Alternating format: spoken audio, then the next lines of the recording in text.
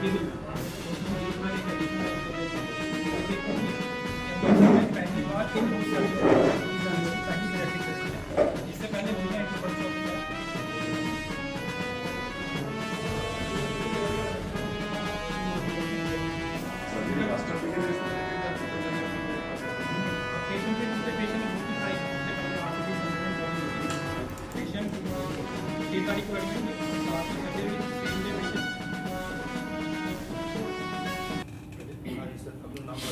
सो मैं doctor Gurpreet is my name anesthesia ਦਾ ਇੱਥੇ ਮੈਂ ਹੈਡ ਹੈਗਾ।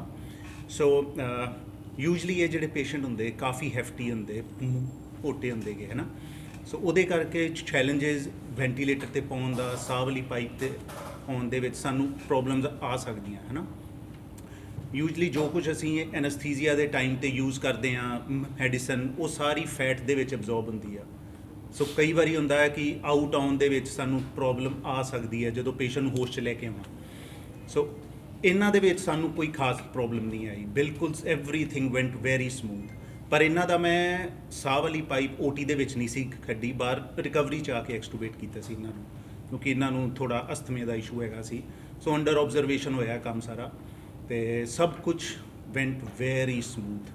एग्जैक्टली बहुत काबिल टीम है हमारी यहाँ पे और एडमिनिस्ट्रेशन की बड़ी बैकअप है सर, बहुत एफिशिएंट है और पूरा हम बैकअप हर चीज़ हमारे पास अवेलेबल है यहाँ पे। सर अपना नाम दस के। नमस्कार, सत श्री अकाल, आदाब एंड वेरी गुड आफ्टरनून। मेरा नाम डॉक्टर अरुण शर्मा है और आज मेरे को 2 महीने हो गए यहाँ पे आईवी में ज्वाइन किए हुए। इससे पहले मैं एम्स नई दिल्ली में था, जहाँ लगभग 6.5 साल तक मैंने एडवांस मिनिमल एक्सेस और बैरिएट्रिक सर्जरी की ट्रेनिंग ली। तो यहाँ आने पे हमने देखा कि पेशेंट जो हैं यहाँ अमृतसर की जनरल पॉपुलेशन है, तो खाना पीना कुछ ऐसा है, लाइफस्टाइल ऐसा है कि मोटापे की बीमारी जो है बड़ी कॉमन है। और मोटापा सबसे बड़ी बात है, यहाँ के लोग मानते नहीं हैं उसको, सेहतमंद मानते हैं।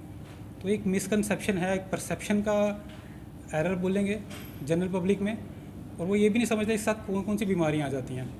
काफ़ी चैलेंज है। पहले तो अवेयरनेस, तो आज मेन जो है मुद्दा ये है कि इसको अवेयरनेस फैलाने की कि मोटापा एक ऐसी बीमारी है जिसको WHO भी रिकॉग्नाइज़ करता है कि ग्लोबल पेंडेमिक है।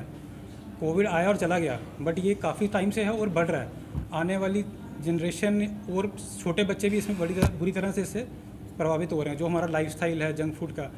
और उससे प्रॉब्लम ऐसी होती है कि एक लिमिट तक तो ये कंट्रोल हो सकता है वज़न, पर जब बियॉन्ड लिमिट चला जाता है तो इसके साथ सांस की दिक्कत आना, जो आपकी ओवर जो वेट है आपकी जो फूड पाइप है उस पर स्ट्रेन डालता है।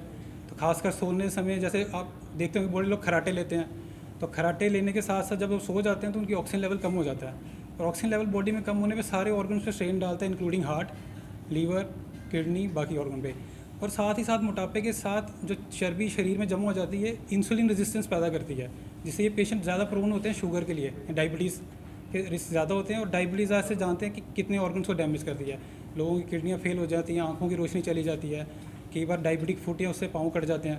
तो ये सब दिक्कतें, इसके अलावा लीवर फेलियर का चांस ज़्यादा होता है। फैटी लीवर तो हम हर बार बड़े लोगों ने अल्ट्रासाउंड करवाया हुआ देखा कि फैटी लीवर हो जाता है, बट मोटापे में ये लीवर बढ़ के लीवर सिरोसिस हो जाता है, और अचानक से पता चलता है लीवर फेलियर हो गया। क्योंकि हमारा लीवर तब तक काम करता रहता है और नॉर्मल रिपोर्ट दिखाता है ब्लड में जब तक वो 70 to 75% काम कर रहा हो।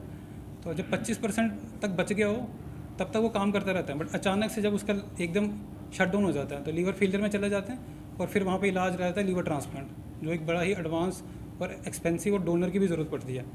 तो एक तो सांस की दिक्कत हो गई, शुगर की दिक्कत हो गई, लीवर की दिक्कत आ गई, इसके साथ वज़न का स्केलेटल प्रॉब्लम्स, जो हड्डियों पे वज़न ज़्यादा पड़ जाता है, तो आपकी नी प्रॉब्लम, बैक एक प्रॉब्लम भी सब साथ में आ जाती हैं। तो मोटापे को सिर्फ सेहतमंद समझ के लोग इग्नोर कर देते हैं, और ये 5-7 कॉन्स्टलेशन ऑफ डिजीज़ जो इसके साथ आ जाती हैं उसको भी इग्नोर करते जाते हैं। लोग अलग अलग दवाई लेते हैं बीपी के लिए, शुगर के लिए, बट मोटापे को ट्रीट करना सब ज़रूरी नहीं समझते। तो ये सबसे बड़ी प्रॉब्लम आ रही है यहाँ पे, जो चैलेंजेस मैंने देखे। जबकि दिल्ली में या बड़े शहरों में लोग ज़्यादा अवेयर हैं, दे सीक मेडिकल कंसल्टेशन कि हाँ जी मोटापे को, और उसके लिए आते भी, आगे भी आते हैं और इलाज भी कराते हैं। यहाँ लोग इस चीज़ के लिए थोड़े से अभी अवेयर नहीं हैं। और ये पेशेंट जो आई हमारे पास 30 साल की लड़की है, मैरिड है, एक बेटी है इनकी, 135 किलो वज़न था, और इन्होंने हर तरह की दवाई, हर तरह की पद्धति, हर तरह का जो ट्रीटमेंट था, मेडिकल मैनेजमेंट ट्राई कर चुके थे। वज़न कम हुआ मगर वापस उसी लेवल पे चला गया। इसके साथ इनको अस्थमा की दिक्कत थी, जो वर्सनिंग होती जा रही थी, सांस लेने में दिक्कत थी। Although she is a very active lady, otherwise इनका बैकग्राउंड स्पोर्ट्स से साथ रहा हुआ है, तो उसके बावजूद इनका वज़न बढ़ता गया और फिर उनको चलने फिरने में भी दिक्कत आने लगी वज़न की वजह से। और ये दूसरा बच्चा चाहते तो इसके लिए इनको पॉलीसिस्टिक ओवेरियन डिसऑर्डर जो PCOD, जो बड़ा कॉमन है खासकर मोटे पेशेंट्स में, मोटी बच्चों में जो लड़कियां हैं, यंग लड़कियां, जिसकी वजह से इनफर्टिलिटी रिलेटेड इश्यूज आ जाते हैं और फिर से कंसीव करने में दिक्कत आती है। तो इनिशियली ये पेशेंट गायनेकोलॉजी में आए थे दिखाने के लिए because she wants another baby, और जब इनका पता चला कि PCOD और वेट ज़्यादा है तब मेरे पास रेफ़र किया हमारी जो गायनेकोलॉजिस्ट डॉक्टर जगप्रीत, और तब जाके मैंने इनसे बातचीत हुई पेशेंट से, और ये अपने वेट से काफ़ी परेशान थे। तो अस्थमा हो गया, PCOD हो गया, और साथ ही साथ इनकी BP की दिक्कत भी बढ़ गई, जिसकी वजह से 2 या 3 टैबलेट्स ले रहे थे। तो फिर हमने प्रॉपर ऑप्टिमाइज़ करके बात करके इनसे सर्जरी का प्लान किया। पेशेंट बड़ी कोऑपरेटिव थे और इनको हमने 6 तारीख को एडमिट किया यहाँ पे इसी महीने की, 7 को सर्जरी हुई। सेम डे पेशेंट चल रहे थे, उस दिन शाम को चलाया इनको पूरा, एक दिन वॉक कर रहे थे, अगले दिन से इनकी डाइट शुरू हो गई और थर्सडे ऑपरेट हुई है 7 तारीख और 9 तारीख को सुबह छुट्टी हो गई है।